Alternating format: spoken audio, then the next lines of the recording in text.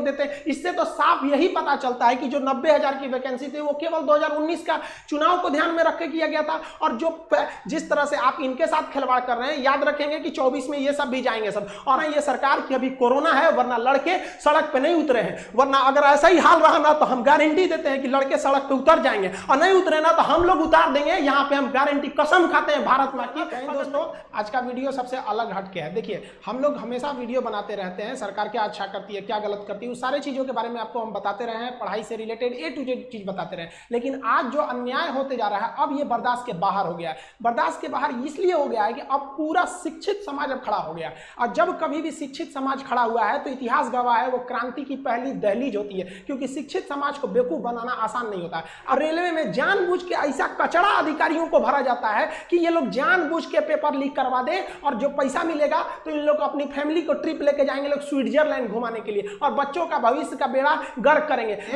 Vacancy थी वो केवल 2019 का चुनाव को ध्यान में रख के किया गया था। और जो पहले से जो ट्रैक रिकॉर्ड आ रहा है, अगर उस हिसाब से अगर हम बात करें तो ये जो 90,000 रेलवे की वैकेंसी है, ये 2024 के इलेक्शन तक जाके ये उसको फाइनल किया जाएगा। यानी अब हिंदुस्तान में एक ट्रेंड बन चुका है कि एक वैकेंसी से आप दो ठो एकदम बढ़िया से चुनाव जीत सकते हैं। इन लोग को ये नहीं समझ में आता है कि स्टूडेंट की लाइफ के साथ खेलना एकदम घातक है, क्योंकि एक बार अगर युवा बिगड़ गया ना तो फिर संभालना मुश्किल है। तलवारों के साए पर इतिहास हमारा बनता है, जिस ओर जवानी चलती है उस ओर जमाना चलता है। गवर्नमेंट को नहीं भूलना चाहिए कि ये युवा ही है जिन्होंने इस सरकार को फर्श पे पड़ी थी, इसे उठाकर अर्श पे पहुंचा दिया। लेकिन जिस दिन युवा बिगड़ेगा ना, उस दिन अर्श से उठा के फिर फर्श पर फेंक देगा। टाइम नहीं लगेगा, जिसको आप धीरे धीरे देख रहे हैं। युवाओं के बीच में इतना क्यों खोल रहा है, मन क्यों खोल रहा है? क्योंकि युवा अपने आप को ठगा महसूस कर रहा है, और हमेशा पढ़े लिखे स्टूडेंट्स का ही आवाज दबाया जाता है। रीजन क्या है कि शिक्षा एक ऐसी चीज होती है ना जो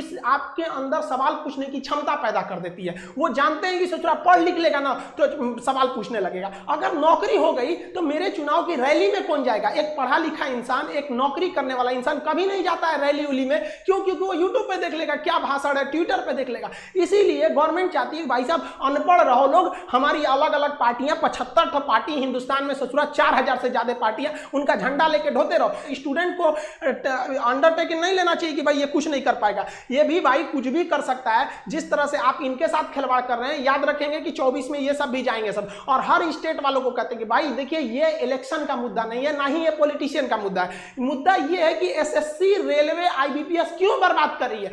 हम लोग गवर्नमेंट को केवल इसीलिए टारगेट कर रहे हैं क्योंकि ये संस्थाएं गवर्नमेंट के अंडर में काम करती है। वरना हम लोग को राजनीति से क्या मतलब है? टीचर अपने राजनीति से दूर रहता है, कोई इसमें भाग नहीं लेता है। लेकिन आज बताइए कौन सा टीचर बगावत करने के लिए नहीं उतरा है? अब टीचर उतरेगा तो स्टूडेंट उतर जाएगा। हम लोग के लिए सबसे बड़ा चीज होता है स्टूडेंट। पहले हमारे लिए स्टूडेंट है, उसके बाद कुछ चीजें होते हैं, और स्टूडेंट के लिए खड़ा होना पड़ेगा। हम स्टूडेंट, हमारे पास मैसेज पे मैसेज आ रहा है कि सर आप भी कुछ करिए। एक्चुअली क्या था कि हम अनाथ आश्रम को लेकर थोड़ा सा बिजी थे, हम घर पे नहीं थे। आप लोग भी देखेंगे स्टूडियो हम घर पे नहीं बना रहे हैं, बाहर से बना रहे हैं। थोड़ा अनाथ आश्रम में कुछ प्रॉब्लम आए, वहां आए लड़कों को देखे। हम टीचर्स को भी बहुत बहुत धन्यवाद देते हैं। हर जगह के राज्यों को कहते हैं आप आगे बढ़िए, आपका विरोध करता है। आज तक आप इतिहास उठा के देखिए, किसी भी टीचर का आप वीडियो उठा के देखिए, उसके प्लेलिस्ट में जाइए, 2 साल 3 साल पुराना वीडियो देखिए, वो कभी नहीं कहेगा कि गवर्नमेंट खराब है। वो पढ़ाई से रिलेटेड बात करेगा, जहां आप अच्छे हैं अच्छा कहेगा, जहां आपकी नीतियां गलत है गलत कहेगा। चाहे किसी भी टीचर का देखिए, टीचर कभी राजनीति नहीं करता। लेकिन आज मजबूर कर दिया गया, मजबूर किया गया कि आप खड़े होइए।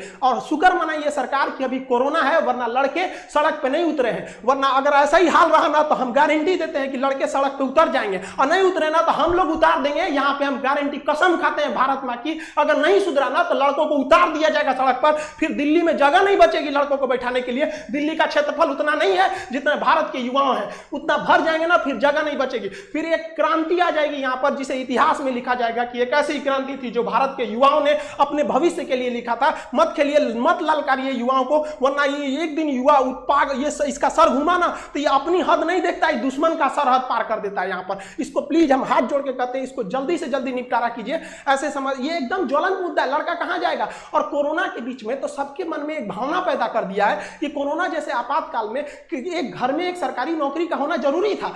इसलिए लड़का तैयारी कर रहा है कि प्राइवेट वालों का जॉब चला गया, जिनकी सरकारी थी कम से कम कुछ तो मिल रहा था वहां पर। आप खिलवाड़ किए जा रहे हैं एसएससी, रेलवे। ये कि आप किसी भी टीचर को देखिए, कोई टीचर चुप नहीं होगा। आप भले कुछ भी कहिए, एंटी नेशनल कह दीजिए, कुछ भी कह दीजिए, हम लोग को नक्सलाइट कह दीजिए, कोई दिक्कत नहीं है। आप लड़कों को रोजगार दीजिए, और रोजगार मांगेंगे, ये हमारा अधिकार है। अगर अधिकार मांगना बगावत है तो समझो कि हम बागी हैं। आप समझिए, हर टीचर, कोई मजबूरी में आया है, कोई टीचर को शौक नहीं लगाता है कि गला फाड़े, उसको पढ़ाने से फुर्सत नहीं मिला रहता है। हम सारे स्टूडेंट को कहते हैं आप जो भी कमेंट करें, जो भी हैशटैग चलाएं, उसमें दो चीजों का ध्यान दें। कहीं भी हिंसा को बढ़ावा देने वाला काम न करें और अभद्र भाषा का प्रयोग न करें, क्योंकि अगर इस तरह का प्रयोग करेंगे तो फिर सरकार को एक बहाना मिलेगा आपके इस आंदोलन को कुचलने का। आप एकदम अहिंसक रूप से, एकदम सभ्य तरीके से अपना विरोध दिखाएंगे और हम ये उम्मीद करते हैं कि ये गांधी का देश है, एक दिन हम जरूर जीतेंगे। रात कितनी भी बड़ी क्यों ना हो, सुबह होने से नहीं रोक सकती है।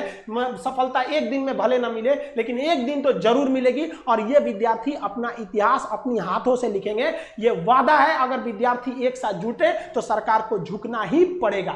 मिलेंगे नेक्स्ट वीडियो में, तब तक के लिए जय हिंद।